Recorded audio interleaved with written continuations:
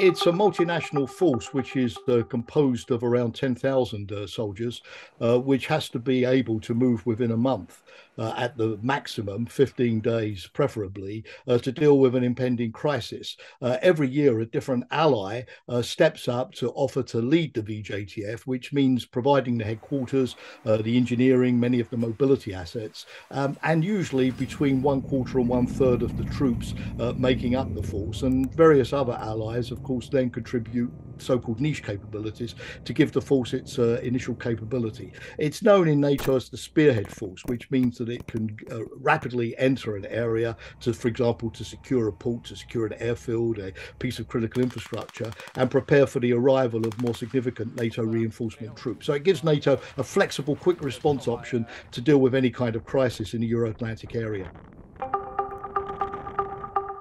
It's usually between about 12 to 10 to 12,000 troops. The numbers are less important than the mix of capabilities. There are some air assets involved, some maritime assets as well, and of course special forces, special operation forces, these kind of various capabilities. And there is a certain degree of mix and max. The idea is to have a kind of Lego system of different building blocks, and then NATO commanders, given where the force has to go, northern Norway, southern Italy, Turkey, what it has to do, can decide on the exact mix of the capabilities that would be involved.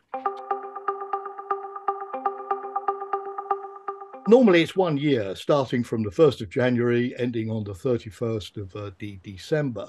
But it's a bit more complicated than that, because any country which accepts to have the lead of the force also commits the year previously to provide forces to the force, and the year after it's finished its leadership also to continue to provide forces to the force. So it's a big commitment in the year where you actually are leading headquarters, air support, mobility assets, satellites, intelligence, everything. But it's in reality a 3 year commitment in terms of having to earmark forces which can contribute to the force. And NATO is most insistent that those earmarked forces not be double earmarked. In other words, not also be assigned to be on a UN peacekeeping deployment in Lebanon or somewhere, so that when you call on them, you find that in fact they're off doing something else and you don't have their immediate availability. So it really does mean one single mission, NATO, the VJTF, and keeping those forces potentially for 3 years at a very high state of readiness to be deployed.